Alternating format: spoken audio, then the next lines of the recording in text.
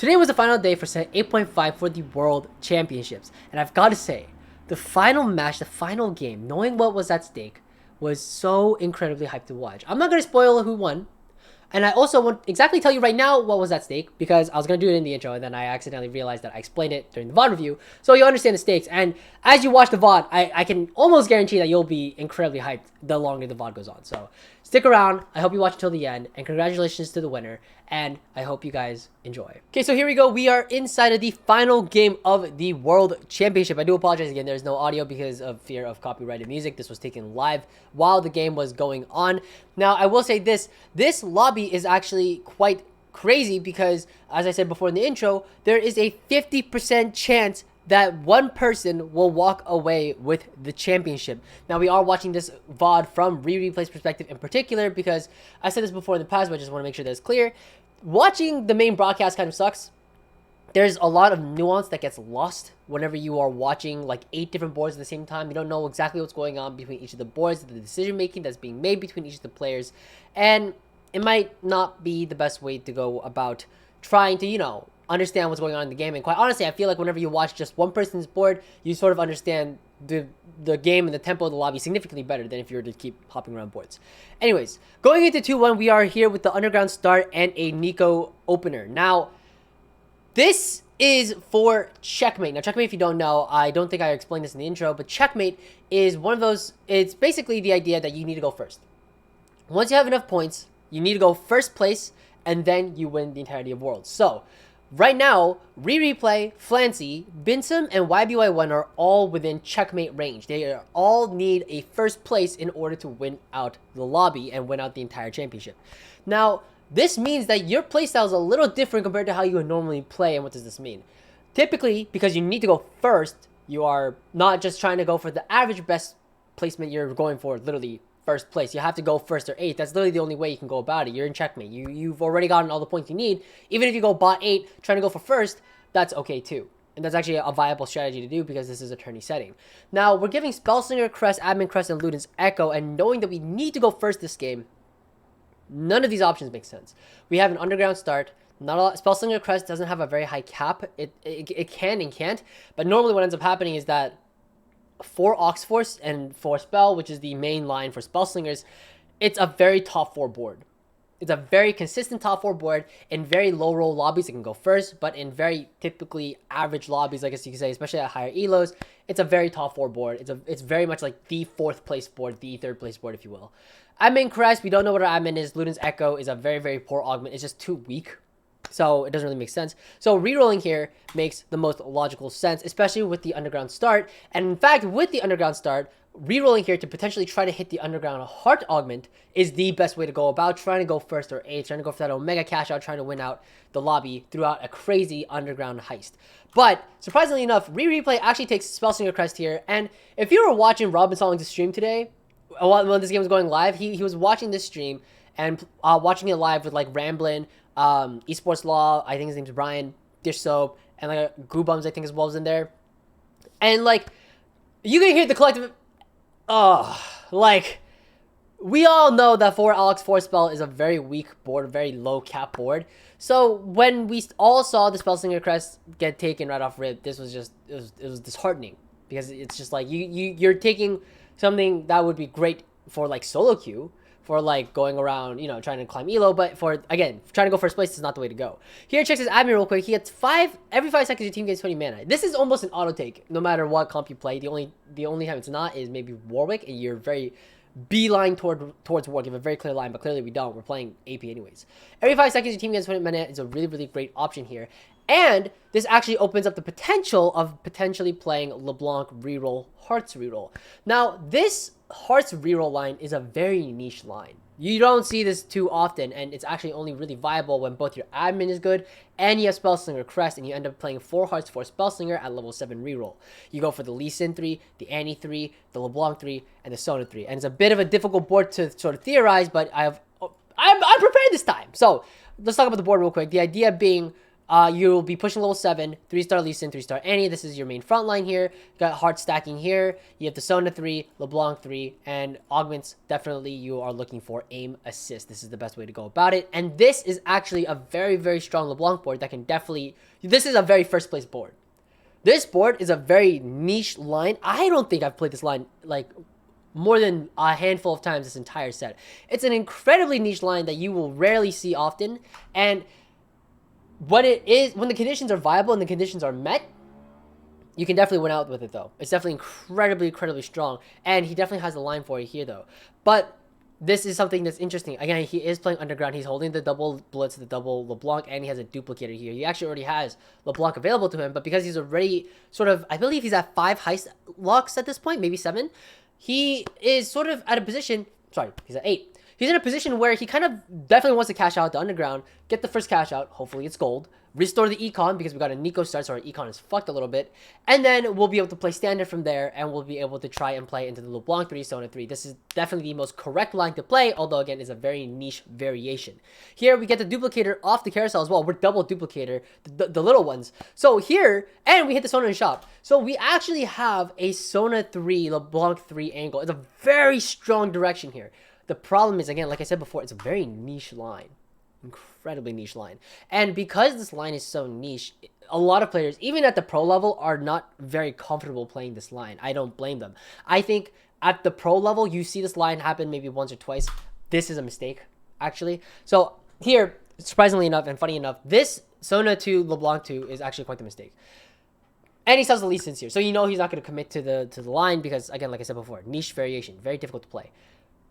Sona 2, LeBlanc 2, no reason to duplicate it here. There's absolutely no reason to duplicate it here. Why is that the case? You could argue that by making the Sona 2, LeBlanc 2, he is now a bit stronger, but he's able to tempo a little bit better. The problem is that now he's lose-win, lose-win. He's lost his potential to 3 streak, or 3 loss into Krugs, which would have garnered him more economy, and he actually continues the heist here. So in his mind, he's definitely not playing LeBlanc and Sona anymore. And again, if you're watching Robin's review live while playing this game, you could hear the collective groan. Everyone's like, you're really gonna play Aux4 Spellslingers from the spot. It sounds terrible, but I believe Replay during his stream did say that he is very uncomfortable playing this line, and that's actually a very important thing to take away here. If you're uncomfortable playing a line, especially in a tournament setting, solo queue is very different. Solo queue, that's when you test these lines out. That's when you try to learn these lines and try to understand how to play them. But during a tournament setting, sure, the LeBlanc and Sona line was definitely the correct play here. But just because it is doesn't mean that you should force yourself into a line that you don't know how to play. Even if it's mostly correct, if you didn't do your homework on it, don't play it, right? Because then you'll just go 8th, even though it could have been a first. But you don't know how to go first with it, so you're just going to go 8th. Definitely a decision here for sure, but he definitely could have went the LeBlanc Sona route. Actually, funny enough, if he had taken the first underground heist, if you don't remember, it was a 1-rod heist. But if he had taken it, he would have had JG and I believe Guardbreaker as well. JG Guardbreaker, which is a very great combination of the two because you get the applied crit damage plus the bonus damage from hitting spelled units. Again, really great spot for LeBlanc Sona, but I digress. That ship has sailed. We have continued the heist, and now we are playing underground. Here, going into 3-2. It is definitely not Underground Heart here. I did say before in the intro that yes, you do want to play for first, but unfortunately, he's a little bit in a predicament where he's playing Underground, but he definitely knows he's 79 HP. It's going to be an incredibly difficult, very hard to pull off pivot if he were to take Underground Heart here and try to full send on the Underground. Plus, it would only increase his heist by 1, I believe, maybe 2. He'd hit up to 5 Underground, I believe, in this spot. But regardless, he would have to sack maybe like 4, 5, 6 more rounds even just to try to get like a heist 5 potentially. Maybe I think it's about a heist 5 is about as far as he can push it. But again, in a lobby like this where you're playing into pros, you're playing into the best of the best from most of these regions. This is the top 8 in the current world that we have based off the current, the way that the system is made. But I digress. That's a conversation for a different day. Listen, taking Underground Heart here, you could definitely try to go 1st or 8th here, but because everybody is so good at the game, they know how to punish you and punish you hard. Everybody's playing the strongest possible board they possibly can. The tempo of this lobby is very, very fast. Jewel Lotus, really great decision to take here. The safest option to take here, as well as the fact that you do have a Spellsinger crest, and because we have decided to already commit to the 4 Aux4s for Spellsinger, we know the direction of our board. We know that we're going to be playing around AP, so we're just going to take the Jewel Lotus here. It's a very safe option, but nonetheless, it's it's a legitimate option. You're definitely allowed to play this. There's nothing wrong with it. Now, continuing the heist here. The idea is like, okay, so when do we want to cash out our heist, right? Oop, this is 4xp, that is too fast. If we were to cash out our heist at, let's say, 4, 5, or even, I mean, 6 is probably not possible. But currently we're on our heist 2 right now. So realistically, we kind of already know that heist 3 is sort of the way to go from the spot. Why is a heist 3? Heist 2 is not, it's sort of this weird ambiguous heist. It's not ever good enough to take, but it's not ever weak enough that you shouldn't ever take it. But most of the time, you almost always skip 2. You either take 1 for the early economy or the extra component, or you go to 3, because 3 is sort of when you get those items that are decent enough that you can justify losing all the early game HP, but still be able to win out with somewhat, you know, maybe 30, 40, 50 HP that you can still work around with. Here we hit the Shroud and the 7 gold. Like I said before, heist 2 not very great in general when it comes to this sort of cashing out, because that's not going to win you out. That's not going to justify the 34 HP you've already lost. We're going to continue the heist here. Picks up the tier off of the carousel. Luckily enough, that gives us a shiv, and we're looking at some decent Twisted Fate items here.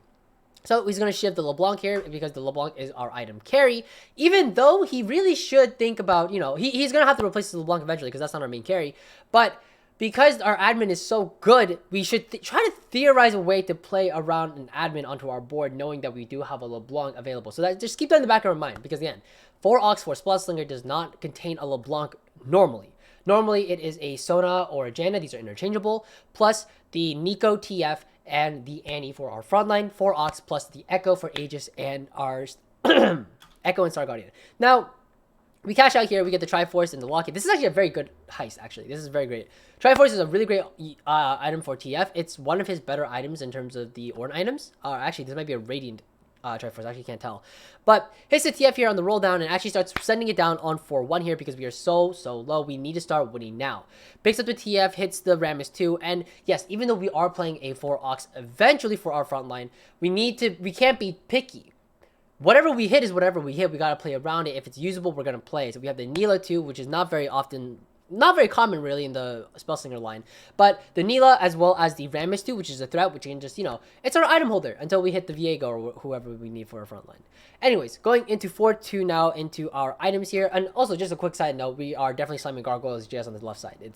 There's no other correct option from that spot. But here we get the 4-4-5 augments. Now, it is Windy Jenna. I'll let you in on that little secret. It is Windy Jenna, exaggerated reporting. So you could argue that the highest cap for this board is Jenna 2 with triple item, and you just win out through true damage. But what a lot of people have realized at the higher elos is that exaggerated reporting is incredibly difficult to win out with. Jenna's spell is a little too unreliable, where there are going to be games where you feel like you should have won with a Jenna 2 and triple item, but unfortunately, because of like maybe just some weird RNG with the way that she casts her spell, I mean, the AoE sometimes it's unreliable. It's unreliable. If her spell hit the entire board, we have a completely different story. But normally it only like kind of beelines into a certain direction and then hits a large amount of units, but never hits the carries usually. And it kind of works in this weird forward and backwards. It just is, you know, it pushes slowly, like this cold front, if you will. No pun intended. But again, it's a little too unreliable. It's a little too risky, and sure you could win out with it, but the conditions are too high. Plus the fact that we have TF items, specifically we have Guard Breaker, Shift, Triforce. We're not remaking this TF to just throw these items onto the Janna. So it's almost always going to be easy being green here with Nico's support. I believe it's a support augment. It might be her carry augment, but this is definitely the correct decision here. Plus, by taking easy being green here, we have a Shojin and a GS as well for our Nico, which would be great as well because we do have the ASO, who's currently sort of our placeholder, if you will, for our Nico. So easy being green is the only correct option here. There's no other 5 causes you can really take from this spot. Yeah, there's none that I can think off the top of my head. It's only really just the Jenna augment here. But as we know, in the Oxlingers line in general, easy being green is definitely way better than any Jenna augment in general. So this is the way that we are going to go about it. We are playing 5 Spellsinger. It's a bit awkward, but that's okay. Again, we're not going to roll our money here to try to hit 6 Spellsinger. It doesn't really make sense here. Our economy is a little too important here, and our board is still strong enough that we should be able to still streak, even if we have a TF1 Nico 1 in this state. Even if, again, 5 Spellsinger, a little awkward, but it is what it is. Now, we're going to keep going here. He does hit the Nico pair here off the natural rolls. And he is actually uncontested for this line throughout the lobby. As we'll see, he quickly scouts through. I lied. Shimapen is actually playing the Nico TF line as well, so it is a little difficult to hit. But we do have a Lulu reroll player. We do have a couple other players as well. I believe there's a Laser Core player. I believe Flancy is playing Laser Core. Tech Summers is playing some sort of a weird line. Setsuko is playing, I believe he was playing Shiny. I think Setsuko had kind of checked out this game. If you were watching his perspective, like I was rooting for Setsuko for this entire tourney. Him and Shimapan were my two favorites, but Setsuko actually got incredibly mort dogged on game 1, and that just set the tone for the rest of the tournament. He just mental boomed, and it was terrible. If you want to go watch game 1, I feel free to do so. I don't know if you can see his VODs per se, but if you watched it, he got it was a 3-2-2 hero augment, and he was trying to hit like a decent 3-cost augment, but he hit, I think, like Time Knife 2 Alistar augments and some weird augment, and then he was forced to take Rising Spell Force in a very awkward spot. Looking back on the VOD in retrospect, I think most people would have probably done what he did and just take Rising Spell Force and just said fuck it, because there's nothing else he could have taken. But if you actually rewatch the VOD, Channel Fairmancy was probably the correct call, or even taking the Alistar augment from his position. But again, it's a very difficult spot to really say. It was one of the hardest decisions he could have made, and especially with only 30 seconds to decide, or rather a minute to decide, or 45 seconds, I don't remember exactly. It was terrible. So Setsuko just completely mental boomed off in game 1, and then game 4 he actually mental boomed even harder because of a very niche rule that's in the rule book that was really stupid. But again, I won't digress into that, but I will probably talk about that in tomorrow's video, because it was I already know what the title of it. It's called The Tragedy of Setsuko. That's going up tomorrow. Anyways, I digress. Going back to the game that is currently in front of our faces right now, we are seeing that right now, Replay is actually on a 4... was on a 4-1 streak and actually loses here, which is really unfortunate. And again, let me just remind you real quick. Flancy, Replay, Bintum, and... who am I missing? YBY1. These are the 4 who, if they go first, will win the entire tournament. And out of those 4 that I mentioned, Flancy's first place was 76 HP. His spot's very good. Flancy is 76 HP in first place right now. Bintum is 3rd with 43. Replay is in 5th with 39, and YBY1 is over in 7th. Now, this is a problem. Why is this a problem here? This is a problem because Flancy is from China. What? Why is that a problem? Are you a racist? No, of course not. But what I will say, though, is that if China wins Worlds, even though we had 2 North American representatives within the top 8, we will not hear the fucking end of it, and NA is a joke of a region. North America needs to win the fucking tourney. This is North America's year, and if we don't win, it's completely fucked, right? So that it's scary. It's scary. Like I don't. This is a really scary game to watch live. It's crazy. Now Flancy's in first, and then we have Replay in second. This is a really close game, and sure enough, it seems like right now, I mean, as of right now, China might win out. Here we have right now, we have the Nico 2, and we still are sitting on a TF1, which is really, really unfortunate, but we are actually sitting at 6 Spellsinger, which is really, really great. But I will say this, though, there is a bit of a misplay that does occur I this mid game, and I want to see if you can find it. I do want to mention it when it does happen. This son of a bitch hit, by the way, Mort Dog is rooting for North America, because how the hell do you in one roll hit both the TFs you're looking for? This man's not even sitting on TF pair. He hits the double TF in this shop. This game is all luck. I swear to fucking God. He's lucking out here. And honestly, I'm all for it. I don't want China to win another Worlds. Because quite honestly, if anyone's gonna win Worlds this year, it has to be North America. Like quite honestly, it needs to be. It needs to be. I don't want to be a part of a joke region. All right. North America is a good region. Okay, we're a strong region. Anyways, moving on to the carousel here. A lot of elusive emblems here. Nothing that is too great off the top of my head here. Heart was maybe takeable. It's very unlikely though. It's a weird line. It's probably just an extra shiv here, just because between the Infinity team and the Gadget team, both useless though. In general, he just takes the Gadget team. He just got 4 gold here. He got Mort Dogged. So maybe Mort Dog isn't playing for or rooting for America here. Anyways, fights the Jenna here as well. But like I said before, there is a mistake that occurs here. Did you catch the mistake? I wonder if you did. Maybe we should rewind the clip. Oh, no, we should pause the clip. What is the mistake here? Well, clearly it has to be Jenna, right? So Jenna should definitely be going into our board here, right? So this is actually a really funny mistake that occurs throughout a lot of elos. This happens even at the pros, where you kind of start to forget that you have this extra unit on your board. Lux is an extra replaceable unit because we're 3 out of 4 Star Guardian. So you can definitely take it out for a different Spellsinger here. And this sounds obvious while we VOD review, but while you're in game, if you notice that you have an overflowing trait, you have to constantly remind yourself, like, hey, like, I have 3 out of 4 Star Guardian. How do I bring that up to 4, or how do I bring that down to 2? And most of the time, when we're thinking about our traits, we're thinking upwards, we're thinking vertically. So what ends up happening is that we don't think about 2, we think about 4. Okay, so just a little quick tidbit, and really a tip in general. If you're in that, again, that weird in between of 2 thresholds for traits, you should both think up and down. Don't just think vertically. Okay, like even at the pros, like this happens a lot. We kind of tunnel vision a little bit because again, we're trying to create the most value out of our board, but sometimes the most value out of our board means taking out of traits. Now, here from this spot, what should we do, right?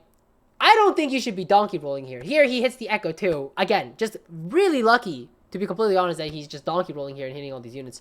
Now, you could argue that he's trying to look for that 4 Ox Force and try to tech it into his board, but the problem is that he can't actually tech into 4 Ox Force until level 9.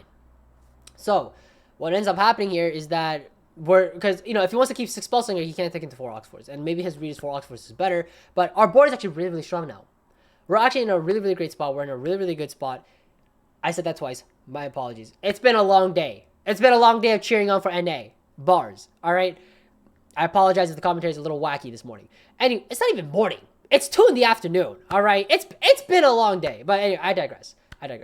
So what are we trying to do here? What is our win? How do we put more power into our board? Well, surprisingly enough, 6 Spell actually has a very, very, very high cap. This is sort of the cap that it's almost impossible to hit, but because he did take Underground at the beginning, this was actually a viable potential line as well. And again, even though at the beginning the Longsona line seemed like the better option at the time, we can see that, I mean, both boards really have similar caps. These are actually quite strong max potential boards, if you will. So take a gander real quick. Just look at the board. What can we do to put even more power into our board, right? How can we go even further, right? How do we go above and beyond, right? Like Buzz Lightyear, whatever the fuck that dude's name is. We can have, let's see, the Neela and the Lux right now are probably the 2 things that you probably immediately noticed. The Neela, again, because the Neela is not really often seen inside of a Ox Force Spellsinger comp, because normally, again, you're playing the 4 Ox Force in the front line. So it's a little awkward. So what we can do here instead is that we can actually tech off the Neela and the Lux as well, and we can probably tech onto the Fiora as well as the Viego, so we can get 4 Ox here. But actually, you know what? I thought this was going to be a much harder question than it actually is. Turns out that's just it. It's actually not that difficult. I mean, the thing is, though, is that if you do end up playing the 4 Ox Force front line, you are stuck with, I believe it is 5 Spellslinger instead of 6, so you're actually weaker if you're to tech onto 4 Ox Force here. So what actually is a little bit of a predicament here is that if we don't go level 9, we actually cannot cap out. And I think this is actually one of the problems with this 6 Spellslinger line in general, is that, like, it's very difficult to cap out with it. Very high cap, but if any board, the max cap, in order to require to hit it, requires you to go level 9, it's a very risky, unreliable board to be playing, because level 9 is almost always a luxury. Almost every single game of not every single game, but I would say about 80% of your games, 75% of your games in TFT, you'll probably be able to hit level 8, but you're almost always ending, so 75% of games, at level 8. Because you're looking for your 2-star 4-cost carries, you're looking for your 2-star upgrades in general, and level 8 is when you're really trying to stabilize your board and be able to play and win out from your spot. And most of the times, by just hitting your 2-star 4-cost, you're sort of happy, right? And you can't really go 9 until after you've hit all your upgrades, and then you can push up to level 9. So the fact that this board requires a level 9 cap, again, that's probably also the reason why when everybody's watching the game from earlier, and they're thinking, like, why the fuck would you try to play Spellsinger Ox Force? You didn't go 9 to cap out, right? It's also probably one of the other reasons that we were thinking about, like, hey, like, this board, to try to win out with it and try to win the World Championship with it, it's gonna be really fucking hard.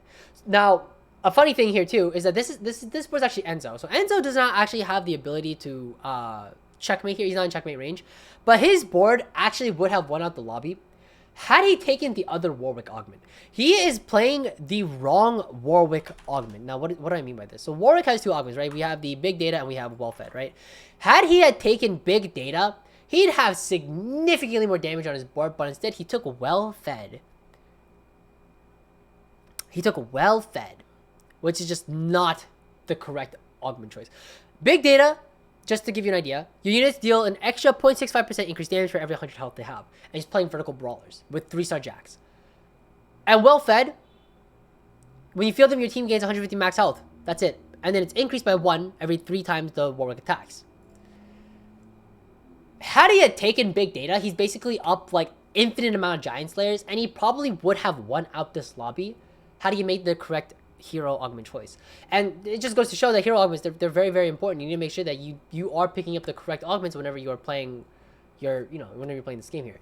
On the left side here, you can see we have Identity Crisis Echo here on the left side with Oxforce, Gadgettine, Spellsinger. I mean, the Spellsinger is fine, Oxforce is fine. Gadgettine is just very awkward. He shouldn't have slammed that on there because, as you can see on his board, he actually has 2 TGs now that he has gotten natural throughout all of the augments and the items as well, through neutrals, whatever the fuck. I'm losing my words. But he could have TG'd his Echo and he would have been in a much better spot. But I digress.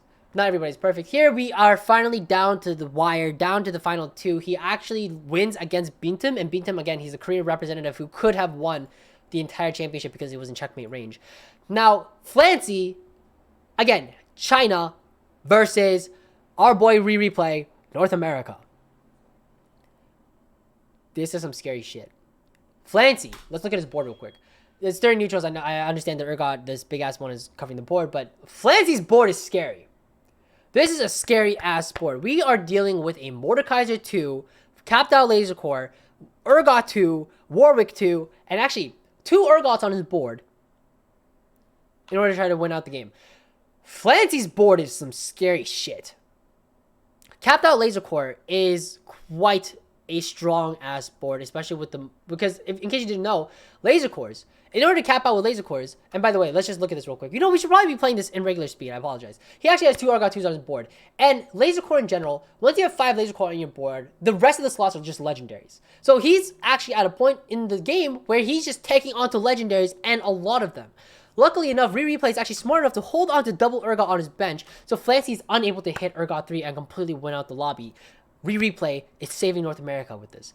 Now, here we are, as we can see, he does get Zephyr Cheesed here, unfortunately, so the TF goes up into the air. The Mordekaiser is getting up, he's ramping up the mana, the Urgot cast in the background, the tower's going down, half the board is wiped out, the Oxforce frontline is going down, Fiddlesticks cast onto the backline to the Nico TF here, but the laser drones are not enough. Flancy goes down. Replay is the American winner, the title champion for TFT set 8.5, and North America wins out the entire tournament. What an unreal performance by Replay. By saying that he was able to still play a line that he was still comfortable with, even though, yes, at the beginning, the LeBlanc and Sona reroll was definitely the more correct option at the time, playing to his strengths and knowing how to cap out his strengths, Replay has secured the World Championship Finals and has become set 8.5's world champion. Absolutely stellar stuff. Congratulations to Replay, one of the dark horses of the tournament in general. But again, congratulations to everybody as well who played in this tournament, because you guys, I mean, everybody played so wonderfully. There's so many good storylines, so many great players. Simapen, I'm really sad that this man did not make it out and, you know, won the entire thing. I would have been really elated for Japan to have won, especially with his backstory as well. But nonetheless, what a fantastic tournament that we had to end set 8.5. I hope you guys learned something. Take care, and I will see you guys. I'll see you guys for the next couple days, because there's still be like a tiny bit of set 8.5 content. But, you know, set 9's coming out in a couple days. We got 3 days left for it. And in case you didn't know, Teamfight Tactics on May 30th, they are going to stream set 9. They're streaming set 9. They're giving away the entire set, and they're about to announce everything about it. So go make sure you watch the main broadcast then, and we'll be able to learn everything that we have, or everything there is to know, really, for the set 9, the new set. The finally, God bless, fuck hero augments. Take care, guys. Happy climbing.